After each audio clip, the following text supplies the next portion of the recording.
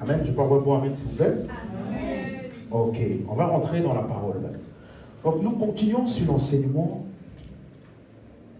la doctrine, langue, interprétation de langue et prophétie. Ok? Donc, jusqu'ici, nous avons étudié, là on est à la 4e partie, c'est ça? Ok. Donc, jusqu'ici, on a fait une brève étude sur le sujet des langues, et puis on a étendu un peu avec prophétie et interprétation. Amen. Donc, faisons quelques rappels rapides sur ce qu'on a vu déjà jusqu'à maintenant. Premier point que nous avons vu, qui est important à établir pour tout le monde, les langues sont pour tous les croyants. Dis Amen. Amen. Marc chapitre 16, le verset 17. On va commencer, puis verset 17. Marc chapitre 16, le verset 17. Il dit, voici les miracles qui accompagneront ceux qui auront cru. Donc, ça veut dire que tout ce qu'il va citer par la suite est censé être le partage de tous les croyants. Parce que l'expression « ceux qui auront cru » ou « ceux qui ont cru » est un seul mot qui veut dire « croyant ». Vous suivez? Donc, tu peux reformuler ça en disant « voici les miracles qui accompagneront les croyants ». Amen. Et on avait vu dans la série, au début de la série, que ce qu'on appelle les croyants ici, ce n'est pas juste le fait de croire en Dieu et autres, parce qu'il avait dit au verset 16, allez par toute la création, allez par tout le monde et prêchez la bonne nouvelle à toute la création. Vous voyez, donc c'est la bonne nouvelle. Et celui qui croira et sera baptisé sera sauvé. Celui qui ne croira pas sera condamné. Est-ce que c'est clair pour tout le monde? Donc quand il dit ceux qui auront cru, c'est tous ceux qui ont cru en la bonne nouvelle ou en l'évangile. Donc tous les croyants, voici ce qui est assigné à eux. Premier, c'est quoi? En mon nom, ils feront quoi? Ils chasseront les... Tu as peur de parler? Ils chasseront les... Donc, ça veut dire que un chrétien ne doit pas avoir peur d'une activité démoniaque. Un chrétien ne doit pas avoir peur des activités sataniques, puisque dans sa nouvelle naissance, il lui a été conféré l'autorité par laquelle il doit chasser les démons. Il n'a pas dit négocier avec les démons. Il n'a pas dit converser avec les démons. Ça veut dire que dès que tu perçois qu'il y a une activité démoniaque, toi, ton autorité, c'est pour faire quoi? Discuter avec, hein? Demander ce qu'il fait dans la vie de la personne. Il fait quoi? Chasser. En mon nom, ils chasseront, pas ils discuteront, pas ils parleront, ils verront. Explique-moi un peu toutes tes œuvres, comme ça on va voir qu'est-ce qui se passe dans le monde des ténèbres. On n'a pas reçu l'autorité pour faire ça. Dis amen, hein? Nous avons reçu l'autorité pour chasser. Et quand on dit chasser, ça veut dire que sors, pas. Donc, je ne veux aucune activité avec toi. Là où je suis, tu ne peux pas être. Dis amen. Donc, on a reçu l'autorité pour chasser. La suite, ils parleront de nouvelles. Et oui. Donc, la même autorité par laquelle nous avons été sauvés, par laquelle nous chassons les démons, est la même autorité par laquelle nous parlons en langue. Donc, ça veut dire qu'il n'y a aucun croyant dans les Écritures qui est exclu du parler en langue. C'est clair? Donc, voilà pourquoi quand tu lis Acte 2, verset 4, la Bible dit, le jour de la Pentecôte, on dit, ils furent tous ou quelques-uns? Ils furent tous remplis du Saint-Esprit et ils se mirent à parler en d'autres langues.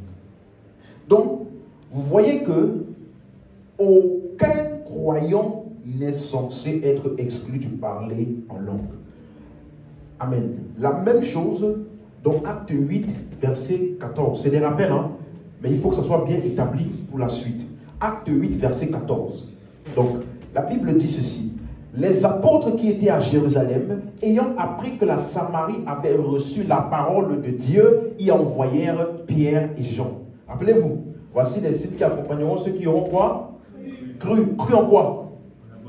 La bonne nouvelle. Est-ce que ici, la Samarie a reçu la bonne nouvelle? Hein? Ils ont reçu la parole de Dieu. Donc, ils sont devenus quoi? Croyants. Amen. Donc, est-ce que les apôtres qui étaient à Jérusalem, ayant appris que la Samarie est devenue croyante? La Samarie où les gens, les personnes de Samarie sont devenues des croyants. Qu'est-ce qu'ils ont fait? Ils ont envoyé Pierre et Jean. Pourquoi? La suite. Ceux-ci arrivés chez les Samaritains prièrent pour eux afin qu'ils reçussent le Saint-Esprit. Vous voyez maintenant? Donc, pour ne pas m'étendre dans tout l'enseignement, j'ai expliqué que le mot recevoir ici, c'est le mot grec lambano, qui veut dire quoi? Prendre avantage. Prendre. Ça veut dire que quand ils ont cru en la parole, qui est venu en eux? Donc quand les apôtres sont venus, ce n'était pas pour que l'Esprit de Dieu vienne en eux, mais plutôt pour qu'ils puissent prendre avantage de l'Esprit qui était en eux. Dis Amen si tu as compris. Est-ce que vous suivez? Donc, quand ils ont prié pour eux, afin qu'ils reçussent le Saint-Esprit, la suite. Car ils n'étaient encore descendus sur aucun d'eux. Donc, vous voyez que recevoir le Saint-Esprit, ici, ça ne parle pas de en toi, ça parle de où? Sur. Or, j'avais expliqué que quand on parle de l'Esprit qui descend sur, ce n'est pas quelque chose qui vient d'en haut là. Puisque l'Esprit qui descend sur là, il est où? En eux. Hein? En eux. Donc, quand on dit descend sur toi, ça ne veut pas dire qu'il quitte en haut pour descendre. Tu me suis? C'est une expression pour décrire le fait que maintenant, l'Esprit qui est en toi là, il devient visible. Parce que si tu as un vêtement, quand on dit que tu as revêtu quelque chose sur toi, ça devient visible. Vous suivez? Donc, l'expression « il n'était encore descendu sur aucun d'eux ». Vous voyez? Ils avaient seulement été baptisés au nom du Seigneur Jésus. La suite. Alors Pierre et Jean leur imposèrent les mains et ils reçurent le... C'est clair? Est-ce qu'il y a quelqu'un qui a été exclu? Vous voyez? Ils n'ont pas donné de condition de... Est-ce que quelqu'un ici est en règle avec Dieu? Avant que je ne pose la main sur toi, est-ce que tu es en règle avec Dieu? Parce que je ne veux pas qu'il se passe des transferts bizarres. Dès que tu as cru, c'est ton partage. Dis encore Amen. Même chose dans Acte 10, verset 44. Ce sont toutes les évidences qu'on avait dans le livre de Actes des Apôtres. Acte 10, verset 44. Verset 44. Quand Pierre prononçait encore ces mots, le Saint-Esprit descendit sur. C'est la même chose qu'on a vu dans Acte 8. D'accord? Donc, quand on dit le Saint-Esprit descendit sur tous ceux qui écoutaient la parole, je vous ai expliqué que le mot écouter, ce n'est pas une écoute passive, c'est le mot akouo qui veut dire une écoute active. Donc, ils ont écouté et adhéré à ce qu'ils entendaient. Et lorsque ça s'est passé, le Saint-Esprit est descendu sur tous. Tous ceux qui avaient cru en la parole, là, qui avaient adhéré à la parole, l'Esprit est descendu sur. Qu'est-ce qu'on appelle l'Esprit descendu sur? Verset 45. Tous les fidèles circoncis et qui étaient venus avec Pierre furent étonnés de ce que le don du Saint-Esprit était aussi répandu sur. Encore la même expression, n'est-ce pas? Mais qu'est-ce qu'ils sont en train d'écrire? 46. Car ils les entendaient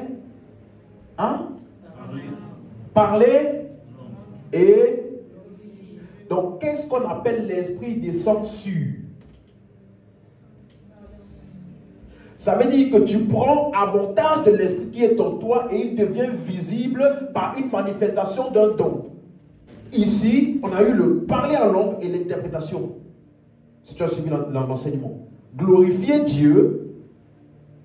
comment ils ont su qu'ils ont glorifié Dieu? Ce n'est certainement pas quand ils parlaient en langue. Dis Amen si tu suis. Donc, est-ce que vous voyez que un croyant, il n'est pas exclu de ça, mais il peut par ignorance s'exclure. Vous suivez? Donc, est-ce que ici on a imposé les mains? Non. Hein? Non. Est-ce que dans Acte 8, Pierre et Jean ont imposé les mains? Oui. Donc, tu vois que tu peux faire avec imposition ou parce que les dons sont où? Acte 19, verset 6. Lorsque Paul leur eut imposé les mains, qu'est-ce qui s'est passé? Le Saint-Esprit vint sur eux. Et ils parlaient en langue et prophétisaient. Est-ce que vous comprenez le langage du livre de Actes des Apôtres? Vous suivez? Vous voyez un peu? Donc, ça veut dire que aucun croyant n'est censé ne pas parler en langue. En fait, mon but dans cette série-là, c'est de te montrer de manière tellement claire que si tu ne parles pas en langue, c'est anormal. Ne laisse personne te dire, dans tous les cas, puisqu'on est sauvé, c'est ça qui compte. Oui, si c'était seulement ça qui comptait et que ce n'était pas utile, Dieu ne nous aurait pas donné ce don-là. Dieu ne peut pas mettre quelque chose à ta disposition et tu dis, est-ce qu'on a besoin? Donc tu es plus intelligent que lui. Hein? Vous comprenez? Donc le but c'est d'amener ta conscience et ton intellect à comprendre clairement. Si tu ne parles pas en langue, ce n'est pas normal. Mais dans cette série-là, je ne voulais pas m'arrêter seulement par la langue. Parce que, grâce à Dieu quand même, il y a une grande partie de personnes qui parlent en langue. Mais pas beaucoup de personnes.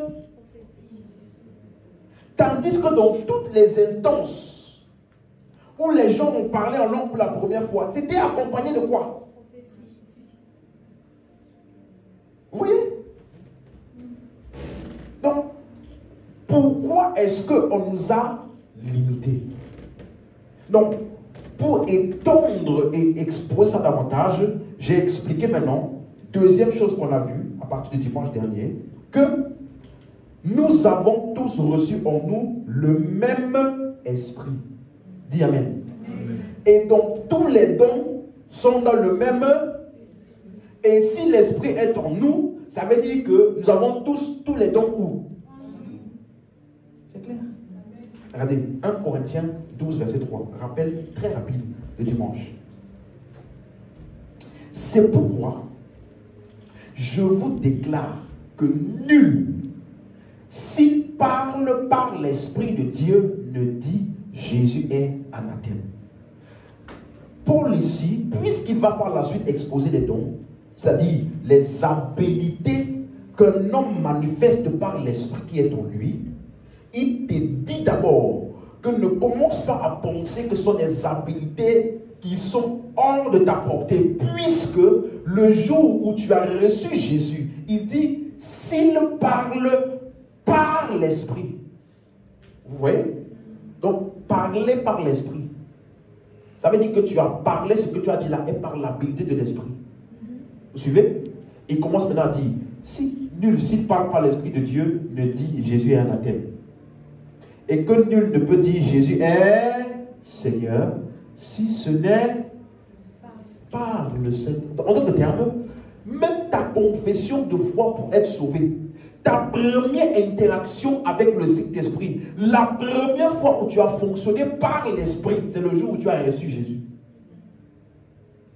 Personne ne peut dire Jésus est Seigneur si ce n'est par l'Esprit. Tu vois, non? Donc, quelqu'un qui dit, non mais moi, est-ce que je fonctionne, est-ce que l'Esprit m'inspire, tout ça là, tu n'es pas conscient. Si tu n'avais jamais été inspiré par l'Esprit, tu n'aurais jamais été sauvé déjà, pour commencer. Vous voyez? Donc, la foi en l'évangile, j'ai expliqué ça dimanche, t'introduit donc dans les choses de l'Esprit. Dis Amen. Et maintenant, il commence à expliquer maintenant verset 4. Il y a une diversité de dons, mais le même esprit. Donc, tous les dons là sont où? Dans le même. Et l'esprit est où? Vous voyez? Donc, il te dit que, quand il dit le même esprit, de quel esprit parle-t-il? Le même esprit par lequel tu avais dit que Jésus est Seigneur là. Et que tu as reçu en toi là. Il n'est pas venu pour se balader. Il est venu en toi avec une diversité d'habilités. C'est le même esprit, mais qui a une diversité d'habilités. Donc ça veut dire que tu ne peux pas dire j'ai l'esprit en moi, mais il me manque tel ou tel ou tel don. Est-ce que vous comprenez? Quand il vient en toi, il ne vient pas à moitié. Il vient avec toute la diversité là en toi. Le même esprit. Verset 5. Quelqu'un suit? Regardez. Une diversité de ministères, mais le même Seigneur. Donc dimanche, je n'ai pas parlé de ça, je pense. Mais en fait, vous allez vous rendre compte que si tu ne prêtes pas attention à ce qu'il dit dans sa phase d'introduction, versets 4, 5 et 6, verset 4, diversité de dons, le même esprit. Verset 5, diversité de ministères, mais le même Seigneur. Verset 6, diversité d'opérations, mais le même Dieu qui opère tout en tous. Donc, ça veut dire que dans 1 Corinthiens 12, il ne parle pas que des dons de l'esprit. Plusieurs ont fait l'erreur et commencé à déduire beaucoup de choses erronées dans 1 Corinthiens 12. Ah, tous sont-ils apôtres, tous parlent-ils en langue, tous font ceci, mais ils n'ont pas compris que Paul avait déjà switché des dons vers les ministères et des ministères vers les opérations des dons dans les ministères. C'est le même, il y a une diversité d'opérations, mais le même Dieu qui opère tous ces dons-là dans tous ces ministères-là. Est-ce que tu comprends? Donc, ça veut dire que si tu lis tout, si tu remarques, je me suis arrêté dimanche au verset 11.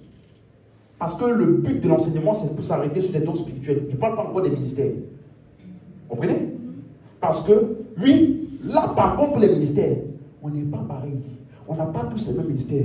Voilà pourquoi, laisse-moi te donner un petit aperçu. Verset 11. Verset 11. On va revenir. Hein? Mais regardez, un seul et même esprit opère toutes ces choses, les distribuant à chacun, en particulier comme il veut. On va revenir pour expliquer ça. Il est toujours en train de parler de quoi? Toutes ces choses, on a vu, c'était quoi? Les dons.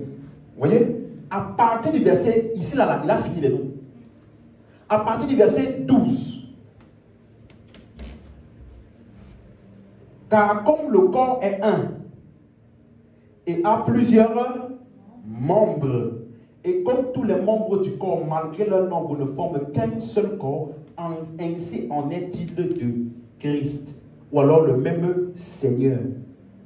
Plusieurs ministères, mais le même Seigneur. Donc, ça veut dire qu'ici, là, quand on parle du corps, différentes fonctions, ce n'est plus les dons. Ici, à partir d'ici, là, il parle des ministères. Donc, quand tu vas aller chez toi, quand tu vas aller toute la suite là, tu vas comprendre maintenant ce qu'il appelle différents ministères et différentes opérations. Opérations des dons dans les ministères. Est-ce que tu comprends? Donc, moi, dans cet enseignement, je me restreins uniquement aux dons. C'est pour ça que je ne suis pas allé plus loin. Tu comprends? Donc, revenons maintenant à notre verset, verset 6. Est-ce que c'est clair? Ok. Diversité d'opérations, mais le même Dieu qui opère tout en tous. La suite, verset 7 maintenant. Or, à chacun, la manifestation de l'esprit est donnée. À qui? À chacun. Et je vous ai expliqué que ce mot manifestation là, c'est le mot phanéum. Ça veut dire que tout est manifesté, tout est dévoilé, de telle sorte qu'il n'y a plus rien d'autre à dévoiler après. Donc ça veut dire qu'à chacun d'entre nous, la plénitude de la totalité des dons ou de l'esprit avec ces dons-là nous a été donnée à tous. Donc personne ne manque de dons. Si tu avais, écoute-moi, si tu avais reçu une partie des dons, on ne pourrait jamais appeler ça manifestation ou alors phanérosis. Parce que quand il dit la création attend avec un ardent désir la manifestation des fils. Aujourd'hui, nous sommes fils, mais il y a encore quelque chose de nous qui doit être révélé par la suite, c'est qu'on appelle ça quoi? L'adoption du corps. Donc aujourd'hui, les gens qui utilisent les versets, la création attend maintenant la manifestation, ce n'est pas pour aujourd'hui. Tu me suis? C'est pour lorsque le Seigneur paraîtra. La Bible dit, nous paraîtrons avec lui. Et nous serons semblables à lui. Totalement. Esprit, âme et corps. Donc il y a encore quelque chose qui doit être révélé par la suite. Voilà pourquoi aujourd'hui, phanérosis là n'est pas encore attribué à nous. Vous voyez? Donc si pour l'esprit, tu avais eu une portion. Suivez? Si tu avais juste eu une portion, on n'aurait jamais appelé ça quoi? Manifestation. Ça veut dire que tout ce qui est de l'esprit vis-à-vis des dons là, t'a été communiqué totalement. Voilà pourquoi maintenant par la suite, il va détailler donc maintenant quels sont les constituants de cette manifestation de l'esprit que nous avons tous reçus. Premier, verset 8, et on va déclarer ensemble. En effet, donc je vous ai dit que le A là n'est pas dans l'original. Parce que ça te fait croire qu'il parle de personnes spécifiques. Genre le Saint-Esprit a donné à toi quelque chose, à toi quelque chose. Non, le contexte et le sujet et le focus, ce ne sont pas les personnes, c'est plutôt la manifestation de l'esprit qui est détaillée. Pas la spécificité de certains. Donc, le A là n'est pas dans l'original. En effet, l'un est donné par l'esprit. Quoi? La parole de sagesse. Donc, l'une des choses qui est donnée dans cette manifestation-là, qui est donnée par l'esprit, c'est quoi? Parole de sagesse. L'autre, c'est quoi? Parole de connaissance. Selon le même, tu vois, il précise que le même esprit pour ne pas que tu cherches à penser qu'il y a quelque chose d'autre qui vient d'ailleurs. C'est le même esprit que tu as reçu là, qui a en lui toutes ces manifestations-là, dont l'une est quoi? Parole de sagesse. L'autre quoi? Parole de... Vous avez moi? J'ai en moi, par le même esprit, la parole de sagesse, la parole de connaissance. Je reçois divinement des informations présentes, passées et futures par le même esprit. C'est ça qu'on appelle parole de sagesse, parole de connaissance. Ça veut dire que, sur moi, tel que tu es là, je vais te donner un exemple tout à l'heure, tu as la possibilité, lorsque tu es prédisposé, à recevoir des événements présents ou des événements passés ou des informations présentes ou passées. Et parole de sagesse, ça parle de quoi? Des informations futures et des instructions vis-à-vis de tout ça là, concernant quelqu'un ou concernant un pays. Est-ce que tu comprends? Ce n'est pas réservé à une certaine catégorie de croyants. Dis-moi même. La suite. À un autre quoi? La foi. Par le même. Vous voyez? L'autre c'est quoi? Le don de guérison. On va encore déclarer. Dis avec moi, j'ai le don de foi. Et le don de guérison. Par le même esprit. Cela signifie que lorsque je vois un malade, si j'aspire à cela, le don peut se manifester pour guérir. Tu me suis? Je suis venu éveiller ta conscience aux potentialités qui sont en toi. Quand tu cours derrière A, B, C ou D, cherchant des choses, c'est parce que premièrement, tu n'es pas conscient de ce qui est déjà inhérent en toi. Ah mais pasteur, ça veut dire que je ne peux pas aller voir quelqu'un qui prie pour moi. Tu n'as pas compris ce que j'ai dit. Tu n'as pas compris. Tu me suis? Le don des guérisons, c'est en nous par le même esprit. Voilà pourquoi on dit, voici les miracles qui accompagneront ceux qui auront. À mon nom, ils imposeront les mains aux, et les malades seront. Vous voyez pas qu'ils parlent de la même chose?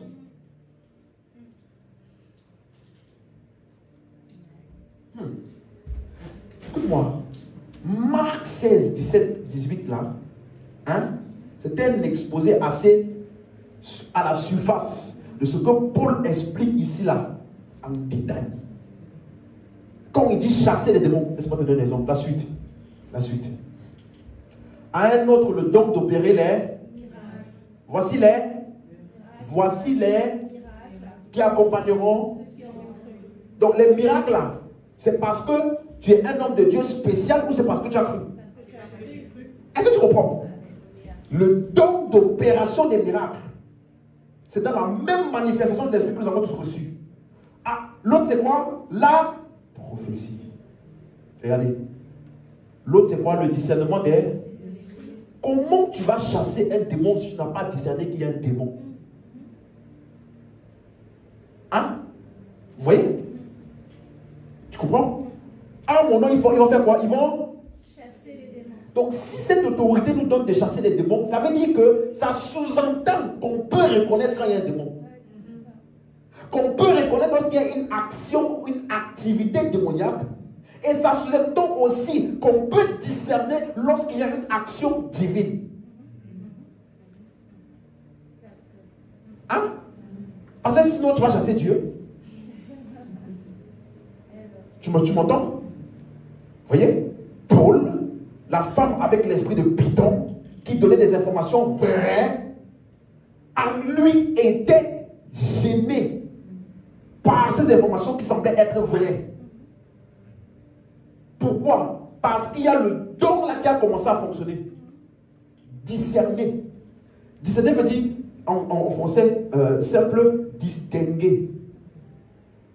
Distinguer que l'esprit qui agit est de Dieu. C'est un ange qui est en train d'agir maintenant dans la salle. C'est l'esprit de Dieu. Ou c'est un démon. Ou alors, par ce même don-là, tu peux percevoir dans le royaume spirituel, dans le monde spirituel, des activités ou des choses. Ça là, c'est la faculté à voir dans les choses de l'esprit. Vous comprenez? Donc, et ça là, ce n'est pas pour certains chrétiens.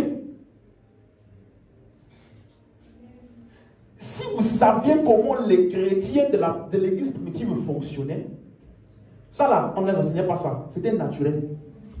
Au point où même lorsque Pierre a été délivré de la prison, il est venu pour frapper à la porte. C'est moi. Ils ont dit non, c'est pas lui, c'est son ange. Vous voyez? Elle dit c'est son ange. En d'autres termes, ils étaient quoi? Habitués. On n'a pas dit, il y a des anges ici. C'est chaud. C'était naturel. Vous comprenez ce que je dis? Donc, c'est inhérent en nous. C'est juste parce qu'on ne t'a pas expliqué et on ne t'a pas laissé libre cours de le manifester que tu penses que c'est pour certains. Tandis que les certains là, eux, ils ont simplement pris avantage de ce qui est en eux par l'esprit. Et ils aspirent et ils pratiquent et tu as l'impression qu'ils sont spéciaux. Pourtant, toi aussi, tu peux grandir dans ça. Donne-moi la main. Amen. L'autre quoi? La diversité des langues. J'ai expliqué ici, ce n'est pas divers type de langue. Vous suivez? Diversité là, c'est génos. Vous suivez? Donc, quand il dit diversité, ce n'est pas le même mot que vous avez fait au début là. Il y a une diversité de dons. C'est un mot génos. Ça veut dire que ça appartient à un même groupe. Donc, il a dit que les langues du même groupe, les langues de la même famille, les langues du même peuple. Quel peuple? La nouvelle création. Vous comprenez? Donc, ce n'est pas divers types de langues. Et l'interprétation. Vous voyez, c'est clair maintenant? La suite. Un seul et même esprit opère toutes ces choses, les distribuant à chacun comme il veut. Alléluia. Donc, on a vu que le mot opère, c'est le mot grec énergéo. Ça veut dire c'est actif, c'est efficace. Donc, tous les dons de l'esprit sont actifs et efficaces en chacun de nous. Dis amen. Hein? C'est clair? C'est bon. Et on dit maintenant, distribuons à chacun en particulier comme il veut. Il, c'est pour l'esprit ou c'est pour chacun? Chacun. C'est bon? C'est pour hein? Chacun. Donc, l'esprit qui est en nous, avec les diversités de dons, qui sont tous en nous, suis-moi, il distribue. Comme qui veut. Comme chacun Hein? Comme l'esprit veut. Comme chacun. Comme qui veut. Chacun. C'est pour cela que vous allez voir, on a vu des expressions telles que verset 31, 1 Corinthiens 12, 31. Quoi?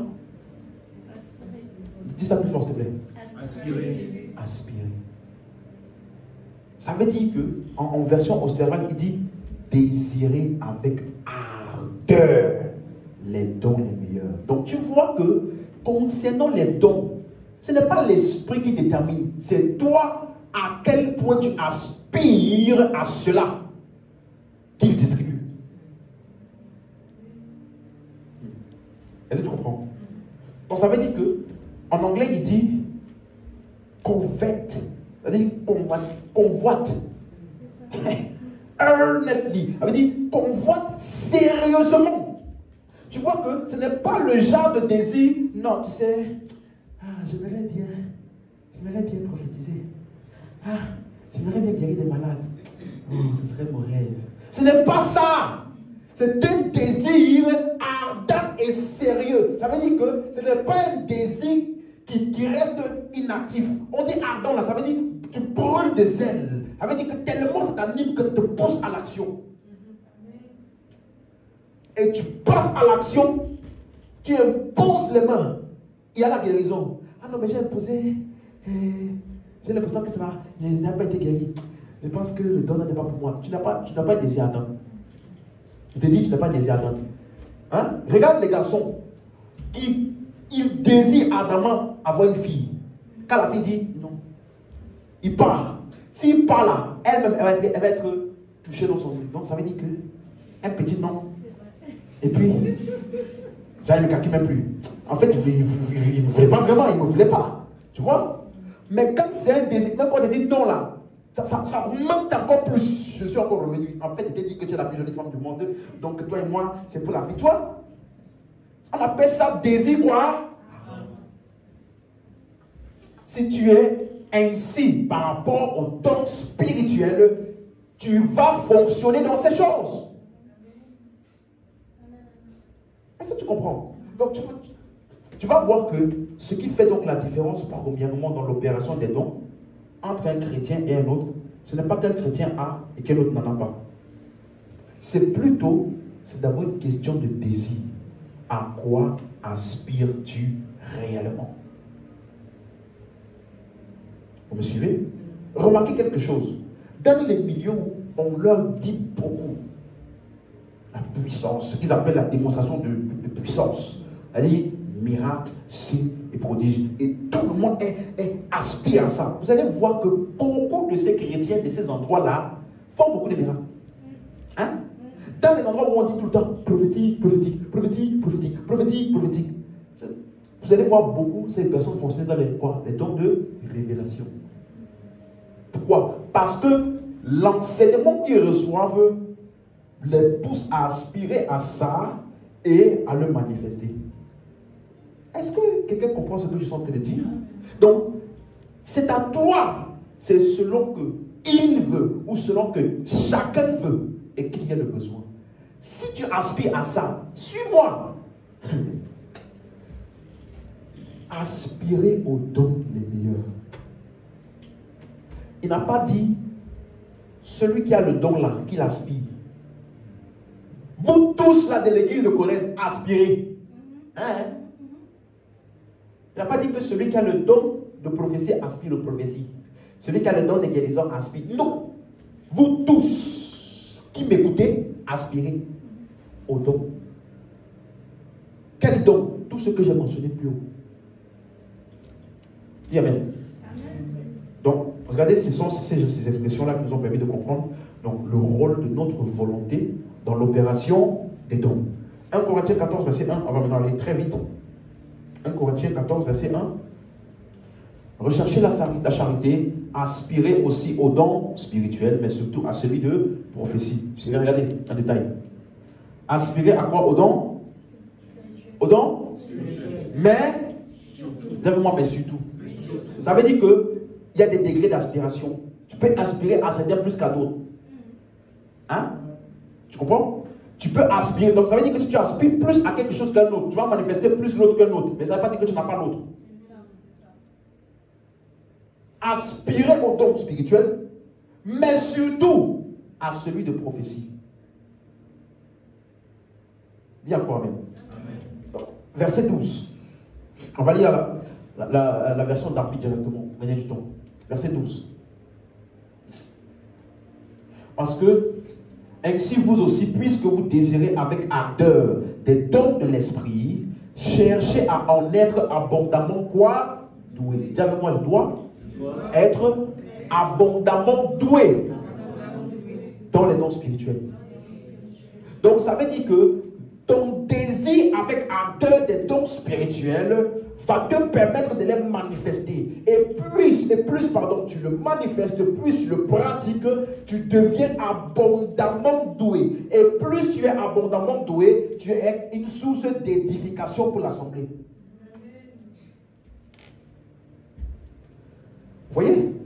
Est-ce que quelqu'un comprend comment l'apôtre Paul parle? Abondamment doué. Il dit, verset 39. Ainsi donc, frères, aspirez au don de prophétie et n'empêchez pas de parler en langue. Suis-moi. Tu vas voir que quand l'apôtre Paul expose les dons spirituels, il s'attarde en détail sur les dons d'énonciation ou d'inspiration qu'on appelle langue, interprétation, prophétie. Pourquoi? Parce que c'est ça qu'il appelle les dons les meilleurs. C'est ceux qui fournissent à l'église l'édification. Donc, pour ces dons-là, il y aura toujours le besoin. Toujours. Toujours. Amen. Donc, verset 40. Mais que tout se fasse avec bienséance et avec ordre. Pour te dire que ce n'est pas en dehors de ton contrôle. Hein? Bienséance et quoi? Ordre. Donc on peut décider maintenant, on va prophétiser. On peut décider maintenant, on ne prophétise pas, on s'assoit, on écoute. Vous comprenez? Alléluia. Donc aujourd'hui, maintenant, dans une première partie, dans un premier temps, on va voir quel est le rôle donc de l'imposition des mains pour les dons spirituels. Et avant de m'étaler dans ça, parce que je ne veux pas aller trop m'étaler dessus, parce qu'il n'y en a pas beaucoup de choses à dire vis-à-vis des dons spirituels, il faut savoir que toutes les impositions des mains dans les Écritures n'ont pas le même sens. Retiens bien ça.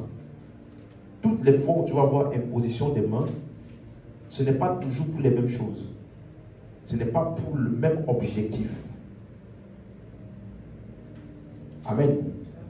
Ça veut dire que on a tous les mêmes dons de l'esprit, mais pas les mêmes ministères. On a tous les mêmes dons, mais pas les mêmes ministères. Donc, pour ceux qui étaient là quand le pasteur Mathieu est venu ici, il avait pris le temps d'expliquer que aucun mot n'a une signification dans toute la Bible. Vous vous rappelez? La signification d'un mot ne trouve son sens, un mot ne trouve son sens que dans le contexte dans lequel il est utilisé.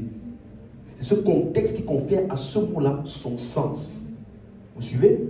Donc, quand tu vas voir des expressions telles que les dons, qui est le mot grec charisma, ou alors la grâce, qui est le mot grec charis, ça ne veut pas toujours décrire ou spécifier la même chose. Par exemple, c'est utilisé pour les dons. Il y a une diversité de charisme, mais le même esprit. Une diversité de dons. Ça parle de quoi? Les dons de l'esprit. Quelqu'un suit? Mais est-ce que tu sais que c'est aussi utilisé pour le ministère? Le mot charis. Paul dit, je suis ce que je suis. 1 Corinthiens 15, verset 10. Je suis ce que je suis par là. Par là. Le mot grâce, c'est charis. Vous voyez? Ici, il ne parle pas de don spirituel. Il parle de son apostolat. C'est-à-dire son office ministériel. Mais il utilise le même mot, charis, grâce. Vous suivez? Comme on dit par exemple, le salaire, Romains 6, 23, le salaire du péché c'est la mort, mais le don gratuit de Dieu, voilà. Le salaire du péché c'est la mort, mais le don là c'est charisme. C'est charisme. Vous voyez? Le don gratuit de Dieu c'est quoi là? Donc tu vois que ce n'est pas toujours pour la même chose. Ça dépend du contexte qui te spécifie qu'est-ce que ce mot décrit. Amen. Donc tu vois que c'est utilisé pour le ministère, c'est utilisé pour la vie éternelle, c'est utilisé pour les dons de l'esprit. Quelqu'un comprend ça? Donc c'est pour t'expliquer que, comme tu vas voir maintenant des expressions telles que 1 Corinthiens, 1 Timothée 4, 14, tu vas voir maintenant très bien pourquoi je dis que toutes les impositions des mains ne sont pas pour les mêmes choses. Regardez, ne néglige pas le don, ne néglige pas quoi c'est le mot charisme, hein? Qui est en toi et qui t'a été donné par prophétie avec Position. des mains de l'assemblée des anciens. Ici, il ne parle pas des dons spirituels. Pourquoi? Parce que tout le contexte nous l'explique. Mais une version qui a bien pris la signification, c'est la version semeur. Regardez la version semeur. Ne néglige pas quoi? Le ministère qui t'a été confié par... Donc, c'est pour ça qu'il appelle ça don. Parce que c'est charisme. Ça t'est donné par grâce. Sur la base d'une prophétie, lorsque les responsables de l'église t'ont imposé les mains. Donc, ça veut dire qu'il y a des impositions des mains qui te permettent de prendre part au ministère, la grâce qui accompagne un homme de Dieu dans son ministère. Donc, à partir de cette imposition des mains-là, tu commences à fonctionner dans cet office-là comme lui et tu l'accompagnes avec les mêmes grâces, les mêmes habiletés. Est-ce que tu comprends? Là, ce n'est pas les dons spirituels. Jamais. Tu as compris? Donc, il y a, on dit, mettez-moi à part Paul et Barnabas pour l'œuvre à laquelle je les ai appelés. Dans Acte 13. Et après on dit, les ayant posé les mains, on les a envoyés. Ce n'est pas don spirituel. Quelqu'un comprend? Dans Acte 6, lorsqu'on dit, choisissez parmi vous 7 à qui nous allons confier cette tâche. Ce n'est pas don spirituel. Vous voyez? Après les avoir choisis, on a posé les mains et on les a envoyés. Ça veut dire que là, c'est pour le service, pour le ministère, ce n'est pas la même chose. Dis Amen, tu as compris. Donc moi, dans cet enseignement-là, je ne me restreins que au don. Dis Amen. Donc, il ne faut pas faire l'erreur à cause de ce que je vais t'enseigner maintenant, de confondre. Est-ce que tu comprends? C'est pour ça que j'ai d'abord pris le temps d'expliquer ça. Maintenant, revenons au don spirituel. Donc, l'imposition des mains, donc, dans le cadre des dons spirituels, de l'opération des choses de l'esprit, peut être faite sur les croyants, par les croyants, pour leur ministrer les choses de l'esprit. Vous avez compris? L'imposition des mains peut être faite sur les croyants, et même par les croyants, pour leur ministrer les choses de l'esprit, y compris les langues. Donc, voyons donc voir des exemples qu'on a vu déjà tout à l'heure. Donc, je vais aller rapidement. Acte 8, verset 17.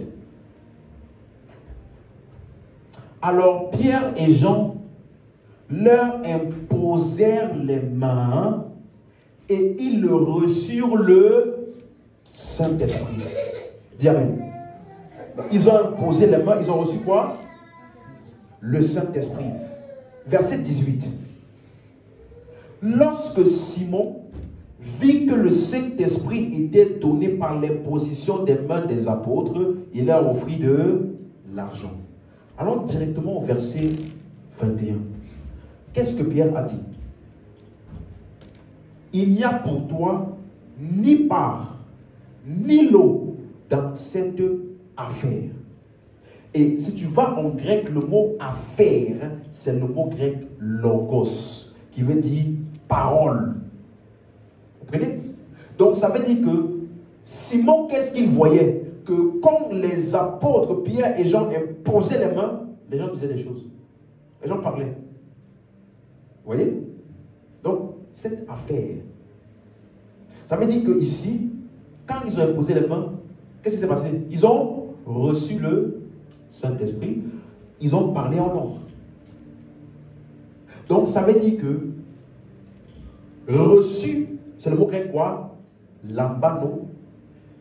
Ça veut dire prendre avantage de ce qui a été rendu disponible.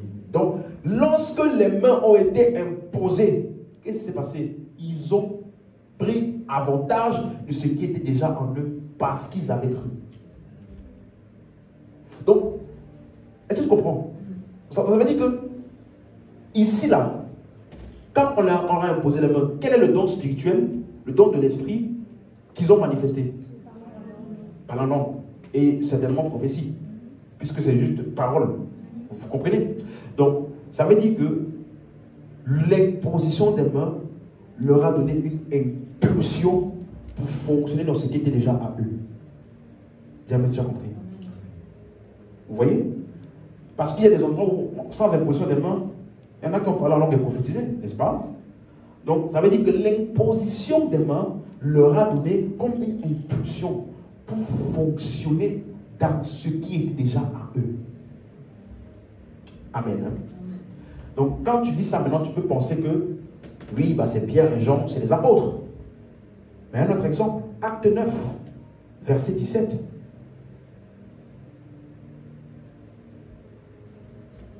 Ananias sortit, tout le monde suit, et lorsqu'il fut arrivé dans la maison, il imposa les mains à qui? Saul.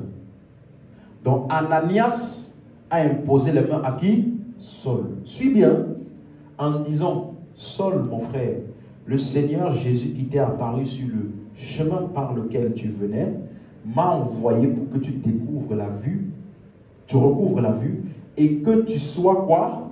Rempli du Saint-Esprit. Dis-moi, je vais bien expliquer cette expression, rempli du Saint-Esprit. Mais, ici, quand Ananias a imposé les mains, ça veut dire que Paul a été rempli du Saint-Esprit. Vous suivez? Non, mais est-ce que Ananias était un apôtre? Non. Verset 10. Verset 10. Or, il y avait à Damas un disciple nommé. Le mot disciple veut dire étudiant de la parole. Donc ça veut dire qu'un simple étudiant de la parole, un simple croyant. Regardez ce qu'il dit. Le Seigneur lui dit dans une quoi? Dans une. Ananias il répondit, me voici Seigneur. Et si tu lis toute la suite, il va donner des informations sur Paul, là où il était et ce qu'il devait faire. Un simple disciple. Et dans cette expérience-là, il a eu vision, parole de connaissance, est-ce que tu suis? Discernement des esprits. Est-ce que tu comprends? Tout ça, ça veut dire que l'opération des dons était manifeste dans la vie de ce frère. Et quand il est parti rencontrer Paul, il a ministré par l'imposition des mains les choses de l'esprit à Paul. Est-ce que tu comprends? Un simple frère. Pour te dire que la manifestation et l'opération dans les dons est disponible pour qui? Nous tous. Si c'est clair, dis Amen. Un autre texte, Acte 19, verset 6.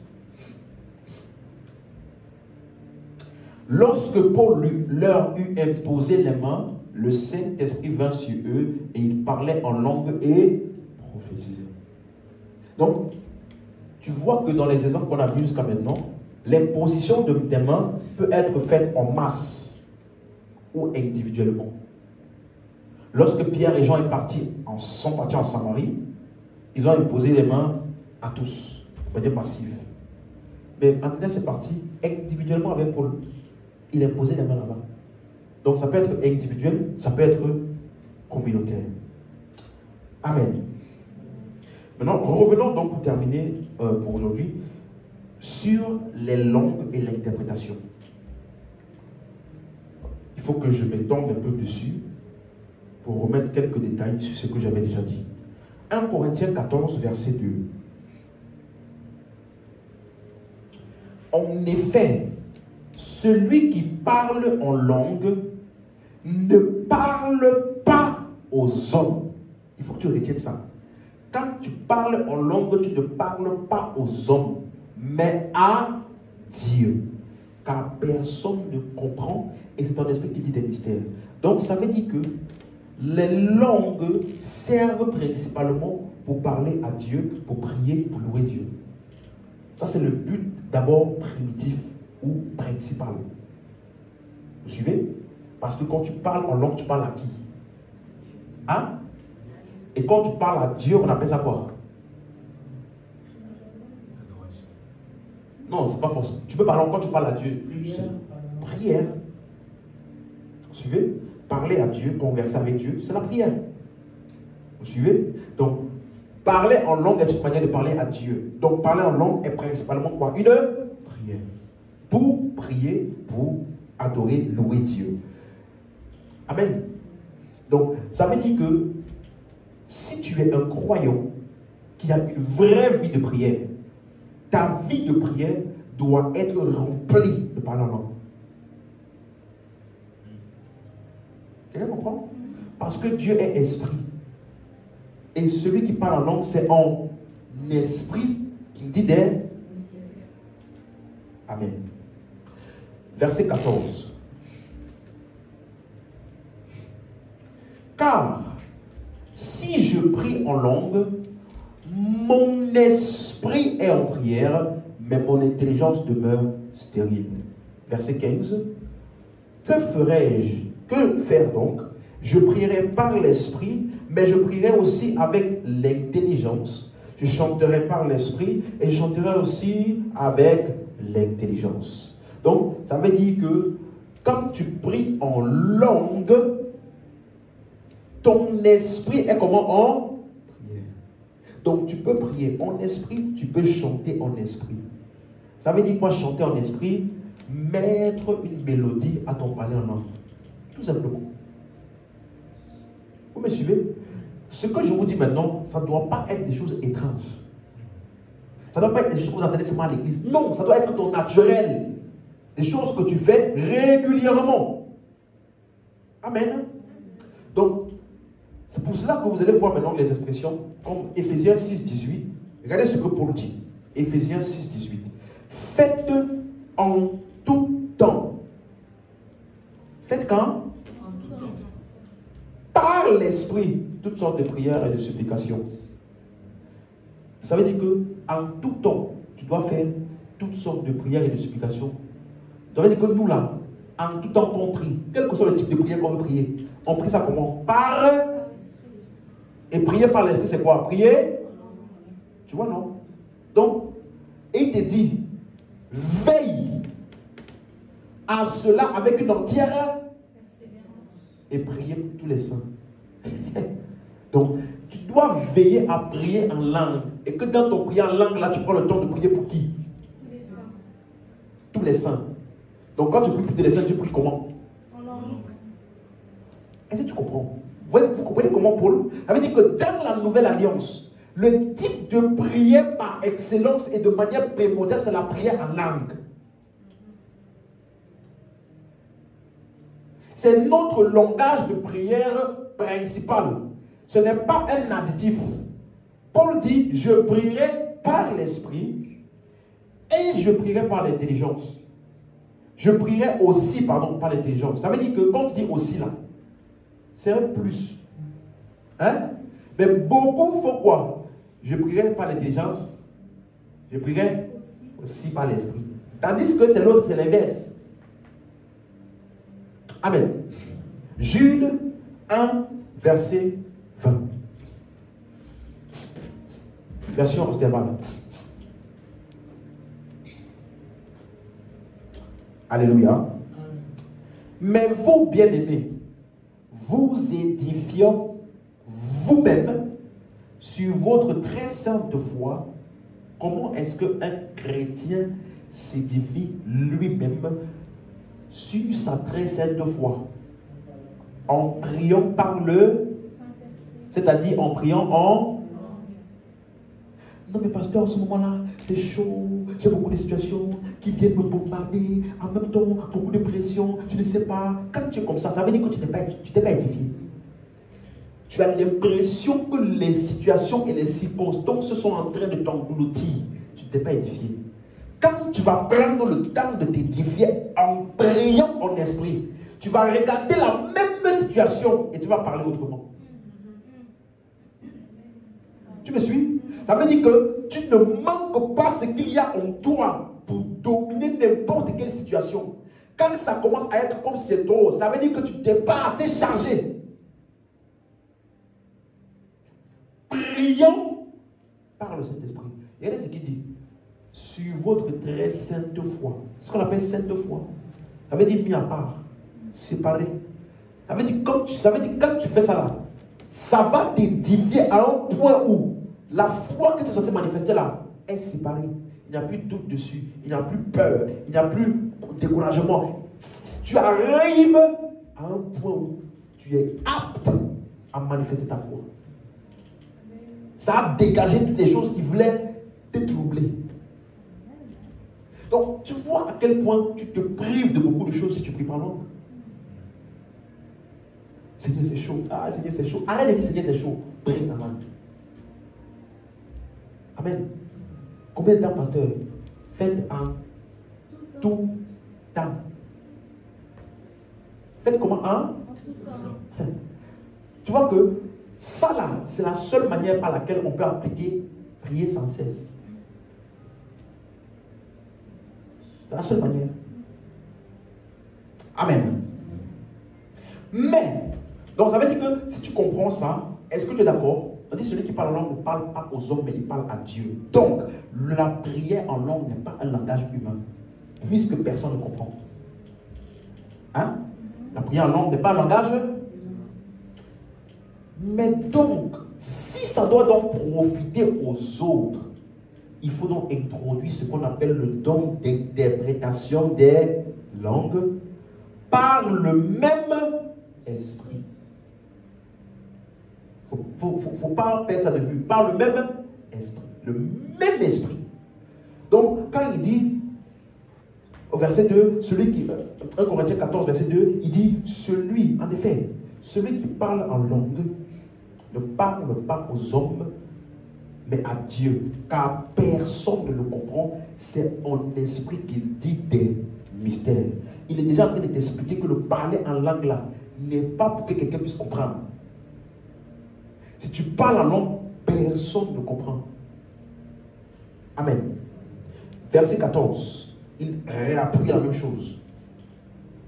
Car si je prie en langue, mon esprit est en prière, mais mon intelligence demeure quoi? Donc la prière en langue, lorsqu'elle est en opération, l'intelligence est... Elle n'est pas active. Tu ne comprends pas ce qui est dit. Ton intelligence est stérile.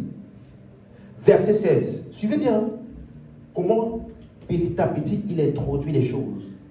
Autrement, si tu rends grâce par l'esprit, dis avec moi, on peut rendre grâce par l'esprit. Rendre grâce par l'esprit, ça veut dire quoi? Amen. Donc, Père, je te rends grâce. Sope, Ibalado, Shalama. Tu as que des rendre grâce. Hein? Mais il dit ceci.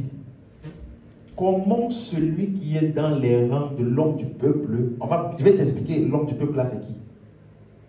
Parce que dans toutes les lettres de Paul, dans 1 Corinthiens 14, il mentionne beaucoup l'homme du peuple. Celui qui est, il n'a pas dit les croyants, hein.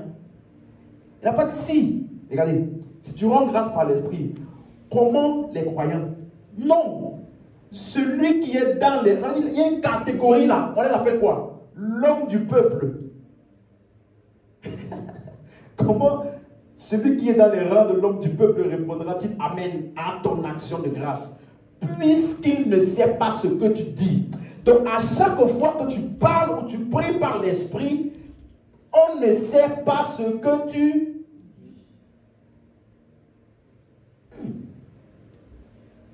dis encore même.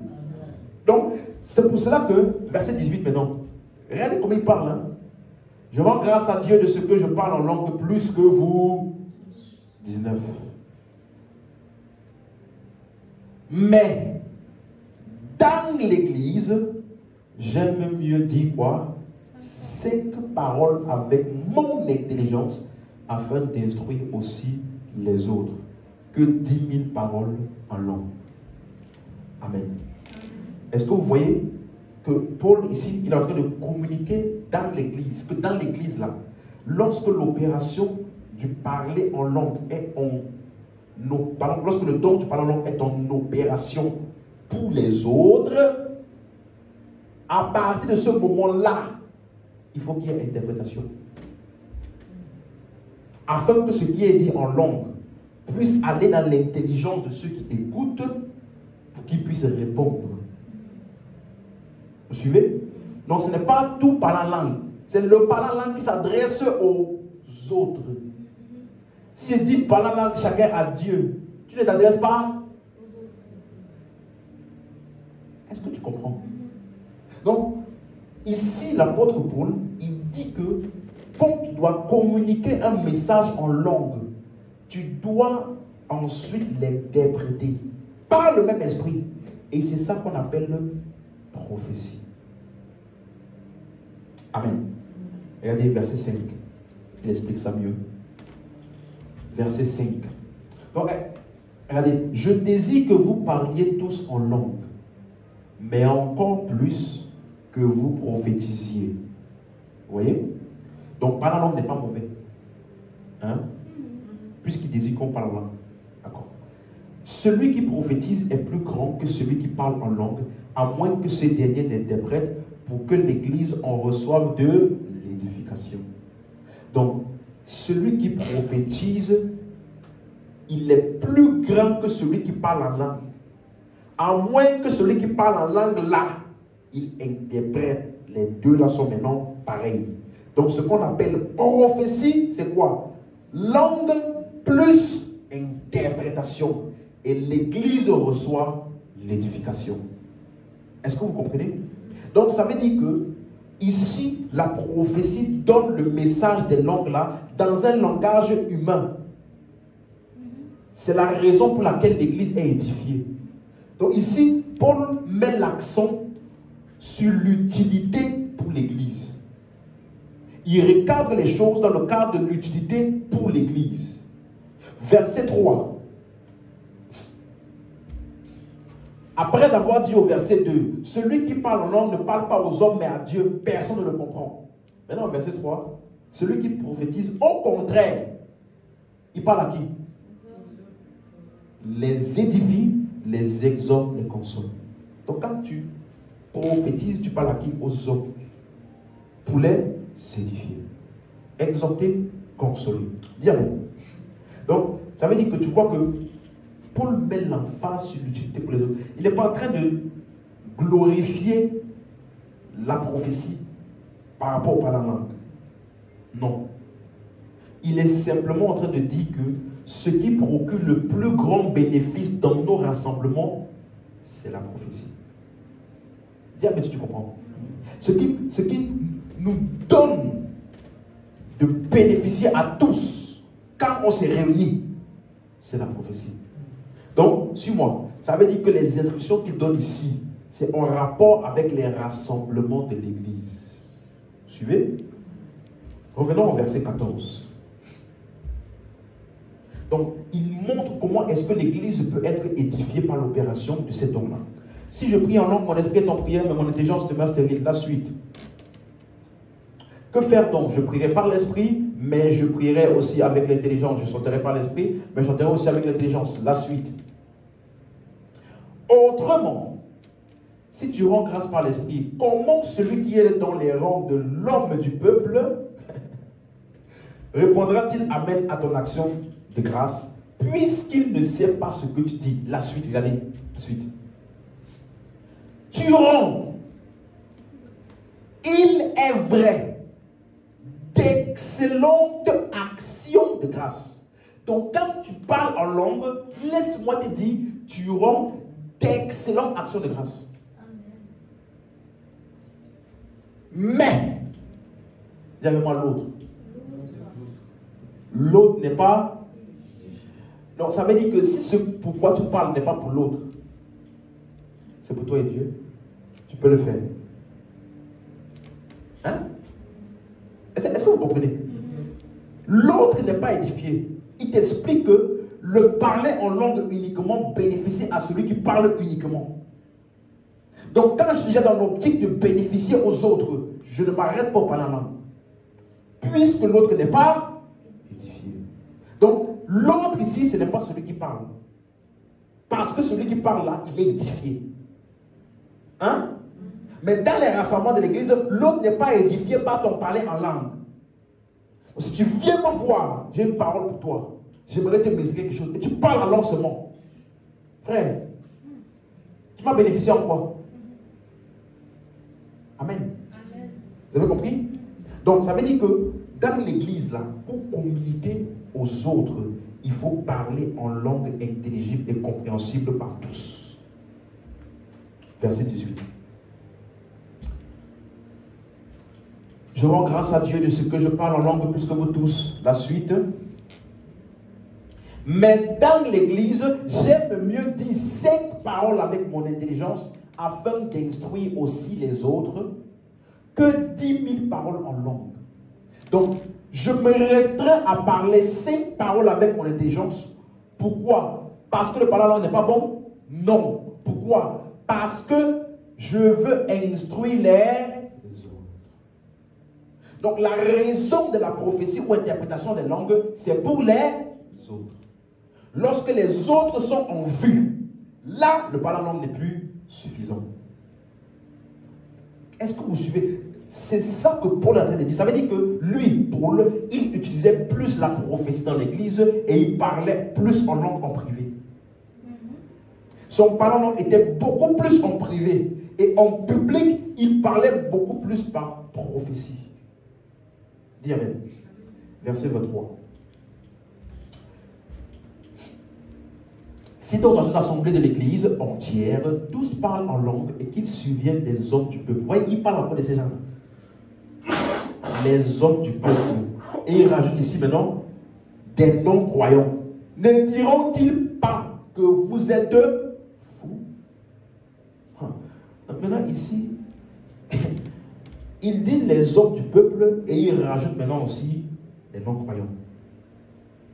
Verset 24.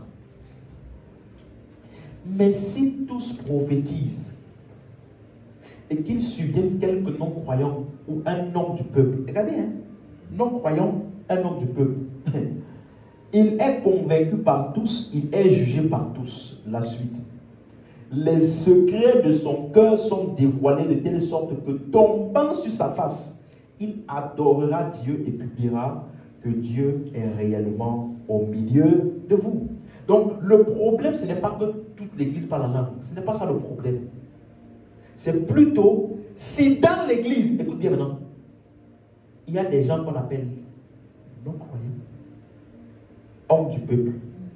Dès qu'il y a un de ces deux-là, hein, il faut faire preuve de jugeote.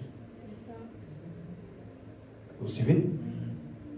Parce qu'il dit, verset 24, regardez, hein, si tous parlent en langue, il n'a pas dit si tous parlent en langue, c'est mauvais. Verset 24. Si tous, verset 23, pardon, verset 23. Si dans une assemblée, tous parlent en langue, il n'a pas dit c'est mauvais. Mais si tous parlent en langue là, et qu'il y a un groupe là, qui survient des hommes du peuple et des non-croyants, c'est à cause d'eux là qui parlait tout ça. Donc, qui sont ces gens? Déjà, non-croyants, tu n'as pas besoin d'explication pour savoir de qui il s'agit. Donc, non-croyants et hommes du peuple, ce n'est pas la même chose. Hein? Il y a des non-croyants et il y a des hommes du peuple. Le mot grec pour homme du peuple, c'est le mot grec idiotes. Idiot. ES à la fin. C'est en grec, c'est pas en français, c'est pas une insulte. Idiotes. Ça veut dire illettré, ignorant, non instruit. Illettré, ignorant, non instruit. En fait, il parle, quand il dit l'homme du peuple là, c'est un croyant qui n'a pas été enseigné sur les choses de l'esprit. Donc quand il voit par la langue là, il dit il s'en fout. Et ouais, c'est des blagueurs. C'est des blagueurs. Parce qu'on ne lui a pas enseigné les choses des hommes du peuple. Donc ça veut dire qu'au milieu de nous, il peut arriver dans la pièce, dans la salle où nous sommes en train de parler en langue, des gens qui sont soit non-croyants ou des gens qui n'ont pas été enseignés sur les choses de l'esprit. Pour eux, ce qu'on fait n'a pas de sens. Donc, il ne faut pas se réduire à parler en langue. On parle en langue et après on interprète. On parle en langue et après on donne des paroles aussi à l'intelligence pour qu'eux aussi puissent répondre Amen. Ça, quelqu'un comprend? Mais ça veut dire que si tout le monde est instruit, vous comprenez? Si tout le monde est instruit, on peut parler en langue, chacun parle à Dieu. Regardez le verset 27.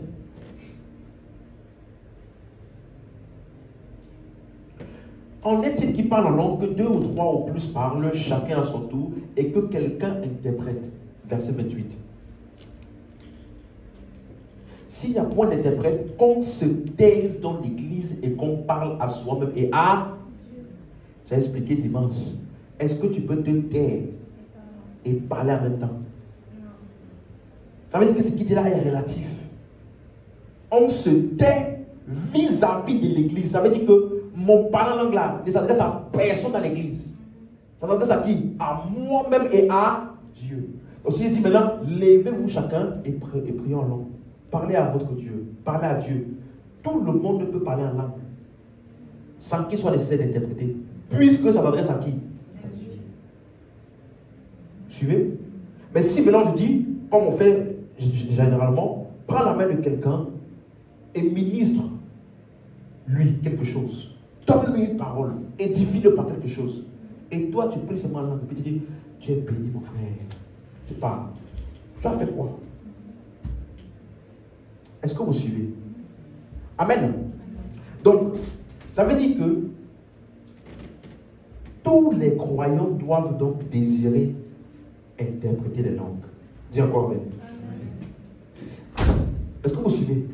Parce que ici, quand il parle comme il parle là, il ne parle pas comme quelqu'un qui est en train d'essayer d'expliquer ce que certains peuvent faire et que d'autres n'ont pas la capacité de faire. Si tous parlent en langue, si tous prophétisent, vous voyez, ils passent de manière banale. Ça veut dire que dans l'église là, tout le monde parle en langue prophétisée. Vous voyez? Donc, tous les croyants, parce que si tu es en face d'un non-croyant, ou si tu es en face même d'un frère qui a besoin d'être édifié par toi, tu dois lui donner une parole. Tu dois lui donner des oracles de Dieu. Tu dois. Si tu es incapable de faire ça, tu ne dois pas être à l'aise avec ça.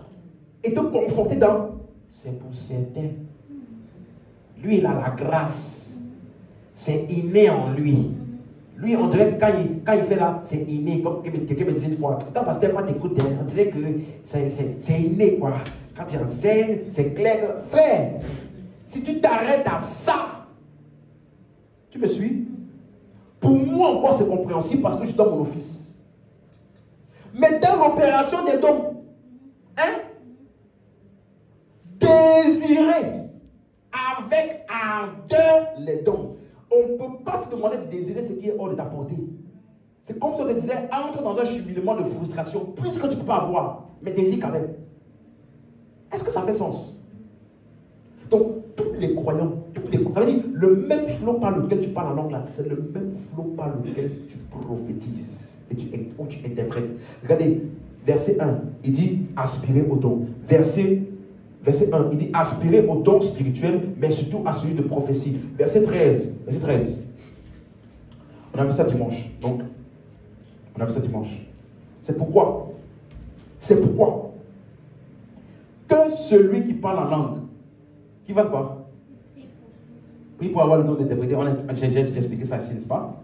C'est-à-dire que quand tu pries en langue là, puisque tu sais que tu veux être bénéfique aux autres, tu dois faire quoi? Tu dois aussi désirer l'interprétation là. Ça veut dire que si je me je me positionne en face de toi pour te ministrer quelque chose. Je commence à parler en langue, mais je dois être très conscient en moi et désirer ardemment que l'interprétation puisse venir, alors que je puisse interpréter, parce qu'il faut que je te sois bénéfique. N'es-tu pas fatigué d'être un chrétien qui vient seulement recevoir? Quand est-ce qu'on va recevoir de toi aussi? Amen. Hein? Amen. Aspirer. Ça veut dire que Paul, suis-moi, merci Père, il n'avait aucun complexe. Paul n'avait aucun complexe en voyant les autres manifester aussi la grâce de Dieu. Il ne se disait pas, non mais si tout le monde prophétise, tout le monde parle langue, tout le monde, mais moi je vais servir à quoi? Non! Tous prophétisent, tous parlent en langue, tous interprètent. C'est comme ça que l'église est édifiée. Amen. Une église dans laquelle les chrétiens ne prophétisent pas régulièrement ne peut pas grandir dans l'édification. Quel que soit le nombre, même si on n'est que 3 membres, c'est déjà bon. J'ai déjà dit 2 ou 3. Et 2 c'est bon. C'est-à-dire, même si toute l'année là, on se voit que nous 2, on va se prophétiser jusqu'à. Et puis, je te prophétiser, tu vas me prophétiser. L'autre, je te prophétise, tu me prophétises. L'autre, je te prophétise, tu me prophétises. Et chaque fois qu'on ressort de ce moment-là, on dirait que tu es chargé pour fonctionner davantage dans la paix de Dieu sur ta vie. C'est comme ça. Pas, tu attends toujours. C'est quel jour qui va me localiser? Seigneur, ça fait déjà 2 ans que j'attends que le prophète ou le pasteur là, il dise quelque chose sur ma vie. Ça fait déjà 2 ans. Tandis que ton frère à côté,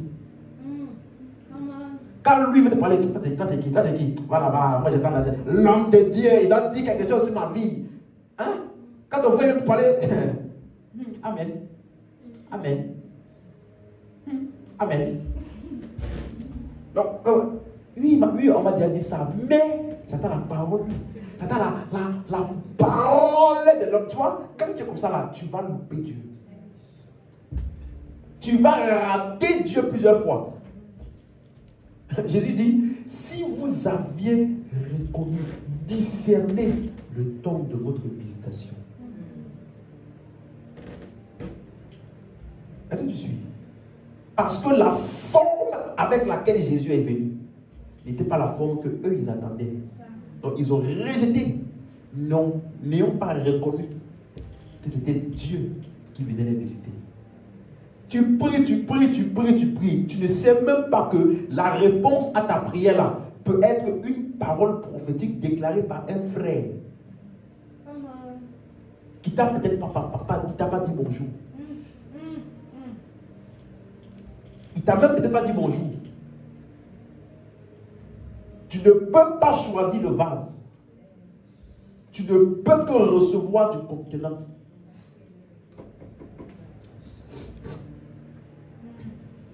Dis-moi même. Donc ça veut dire que tous les croyants peuvent prophétiser. Je mets l'accent dessus parce qu'il faut que ça soit clair dans ton système de pensée. Tous les croyants doivent et peuvent prophétiser. Amen. Regardez ce qu'il dit au verset 23.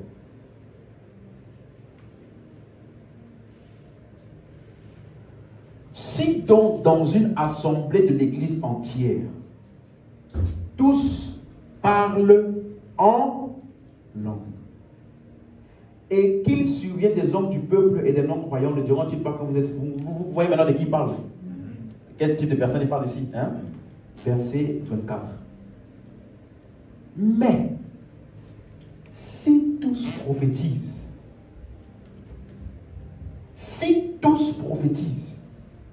pas quelques-uns, pas ceux qui sont les plus matures de l'église, pas les anciens, tous. Ça veut dire que si le jour-là, il y avait un nouveau, lui-même, il rentre dans le moule. Hein?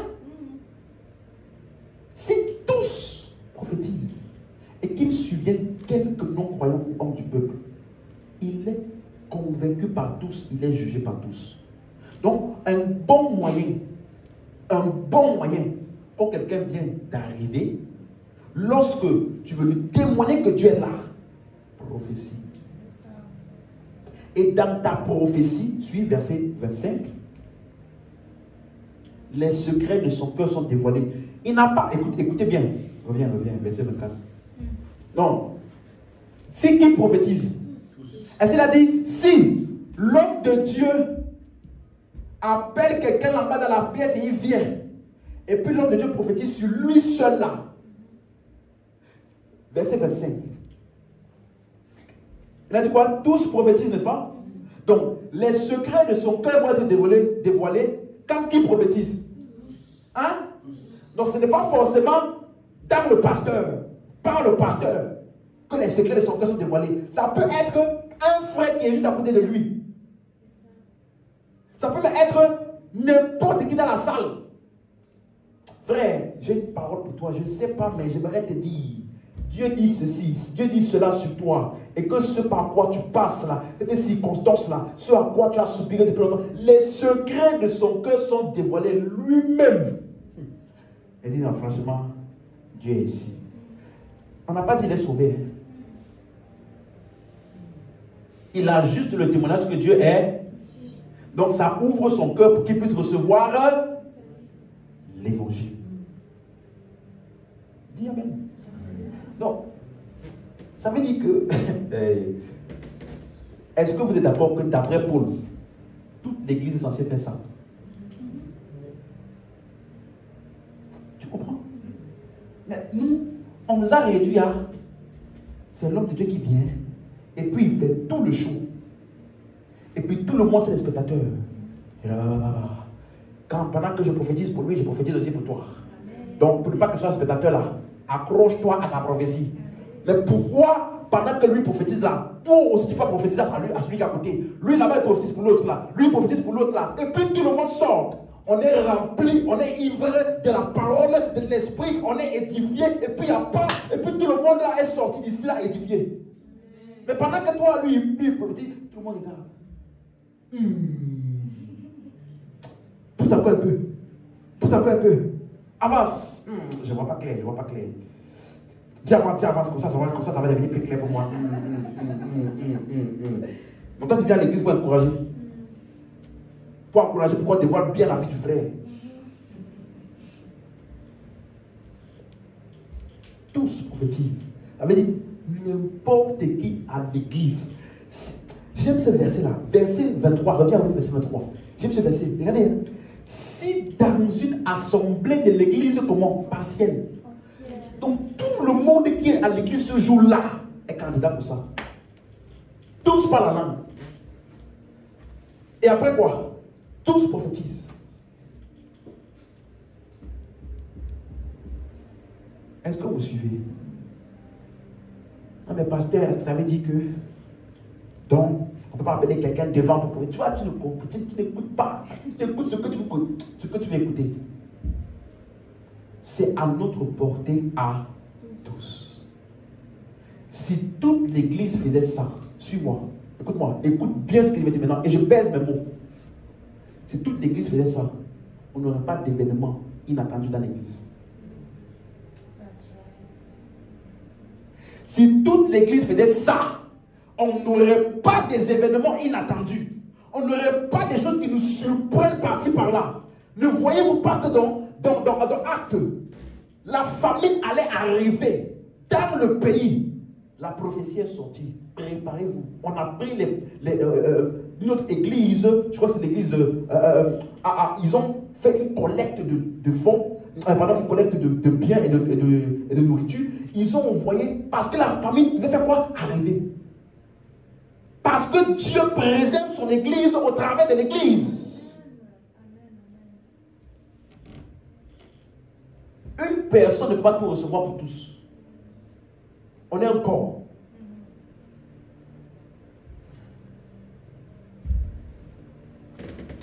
Donne-moi l'amen. Amen. Amen. Verset 31. Regardez ça. Donc, attends, avant d'aller plus loin. Est-ce que tu es d'accord que il a commencé en disant prophétiser. Prophétiser, ce n'est pas le don de parole de connaissance. Parole de connaissance, c'est que tu reçois des informations passées et présentes concernant une personne, un événement, un pays ou autre. Tu me suivez? Mais il te dit que quand tu commences à prophétiser, l'accès est ouvert pour les autres dons qui se manifestent. Tu me suis? Donc, au lieu de rester comme ça, Seigneur, donne-moi parole de connaissance, donne-moi parole de connaissance, commence à ouvrir ta bouche. Parle en langue, interprète. Plusieurs fois ça m'est arrivé. Aujourd'hui, je peux confesser. Plusieurs fois. C'est-à-dire que je n'avais rien vu au début. Quand j'ai commencé à ouvrir ma bouche là, ça s'est ouvert. J'ai commencé à voir et à dire des choses que je n'avais pas vues quand j'ai commencé à parler. Hein. J'ai juste dit, je vais prophétiser maintenant. Ça veut dire, je parle long, après j'interprète. Dans mon interprétation là, c'est comme s'il y a une voix qui s'ouvre dans mon esprit. Je commence à voir. Et je commence à avoir des détails clairs. Donc ça veut dire que le don de parole de connaissance a un accès. Pardon, le don de prophétie te donne un accès dans les dons de révélation. Par là, tu peux voir aussi. Il y a un esprit qui fait ceci. Par là, tu peux voir aussi. Discernement, tu vois, ça te permet de couler dans d'autres. On appelle ça les dons les meilleurs. Par là aussi, tu peux discerner et voir que quelqu'un a une maladie et tu imposes les mains, la guérison se fait. Est-ce que vous suivez un peu? Si toute l'église fait ce que je vous dis là, écoute-moi, on aura tellement, avait dit que, suis-moi, chaque culte serait le ciel sur la terre. Chaque culte serait le ciel. Parce que à chaque fois que Jésus, il opérait, il chassait les démons, il disait, le royaume de Dieu est venu jusqu'à vous. En d'autres termes, ce que vous venez d'expérimenter là, c'est ça qu'on appelle le royaume des cieux. Ne pense pas que c'est une planète. Le royaume des cieux, ce n'est pas une planète. C'est lorsque ce que Dieu est manifeste au travers des hommes, au milieu des hommes. Donc, à chaque fois que Dieu est manifeste au milieu de nous, c'est le ciel sur la terre. Et donc, ce serait notre partage à tous si nous nous laissions conduire et nous fonctionnons dans les choses de l'esprit. Tu vois? Mais pourquoi je commence à t'enseigner ça maintenant? C'est parce que je devais d'abord établir les bonnes bases en toi. Pour que tu n'aies pas accusation. Non, hier, tu as fait ça hier, donc tu ne peux pas prophétiser. Ça là, ça n'est plus dans ta tête. C'est ça. Nous avons la liberté en Christ. Mais la liberté pour faire quoi? Servir les uns les autres avec ce que Dieu a mis en nous. Dis encore amen. Amen. Regardez maintenant le verset 31. Ouh! Est-ce qu'on peut lire ça ensemble, s'il vous plaît? Car vous pouvez tous. Ensemble. 1, 2, 3, go. Car vous pouvez tous prophétiser successivement, afin que tous soient instruits et que tous soient exhortés. Je pensais que c'était seulement l'homme de Dieu. Moi, je pensais que je devais venir à l'église pour lui dire à lui, prophétise. Prophétise. Je pensais que c'est ça que je devais venir faire. Mais vous pouvez tous, dire moi successivement. Ça veut dire que, sur moi, il n'y a aucune limite dans le flot de la prophétie. Ce n'est pas parce que tu m'as prophétisé hier qu'aujourd'hui, quand tu vas venir là, il y a encore. C'est un flot qui coule toujours lorsque tu es prédisposé et que tu aspires. Succès, ça veut dire que je peux, tu vois, vous voyez, ça veut dire que je peux me dire, frère, viens, prophétise. Non, mais c'est pas préparé. Ce n'est pas ma préparation, vous pouvez. Successivement. Donc ça veut dire que, voici l'ordre. 1, 2, 3, 4, 5, 6, 7, 8, 9, 10. C'est bon? 1, viens. Et ce que tu vas dire là, suis-moi, ce que tu vas dire là, sera très correct. Tu me suis? Parce que souvent, les gens, certaines personnes, ils ont besoin qu'on les pousse un peu comme ça, tu vois. On te met devant le faire accomplir. Là, tu es obligé de manifester la chose. Amen, hein? Pourquoi tu trembles comme ça? C'est la parole de Dieu. Quel miroir est-ce que tu regardes? Vous pouvez faire quoi? Comment? Ah, c'est écrit. À moins que tu ne fais pas partie de tous. Amen. Tous. Tous. Donc, les croyants doivent désirer, aspirer et rechercher les choses de l'esprit. Parce que notre désir est important pour fonctionner dans les choses de l'esprit. Paul dit, aspirez aux dons les meilleurs. Aspirez aux dons, mais surtout à celui de la prophétie. Verset 39, pour terminer. On peut se lever.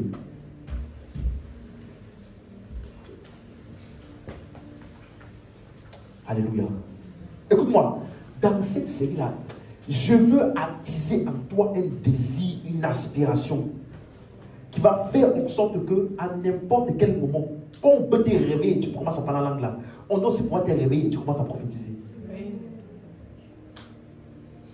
Tu me suis? Je veux que ça soit tellement naturel, de la même manière que c'est aussi naturel qu'on parle la langue. Parce que c'est par le même esprit. Alléluia.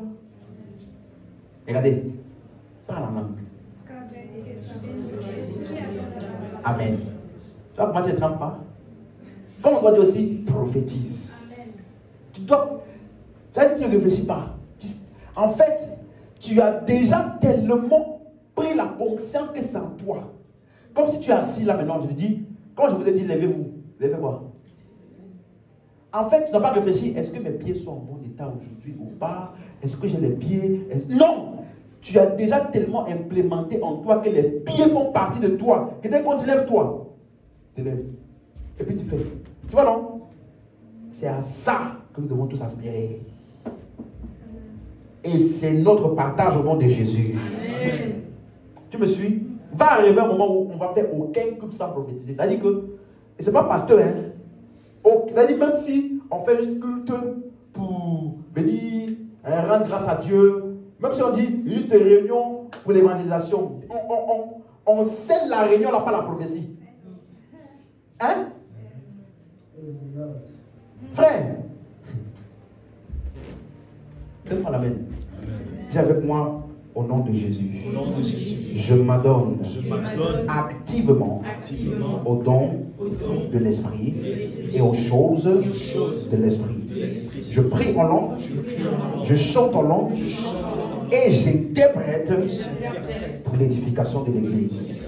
C'est mon partage et c'est en moi par le même esprit au nom de Jésus. Amen. Est-ce qu'on peut rendre grâce à Dieu?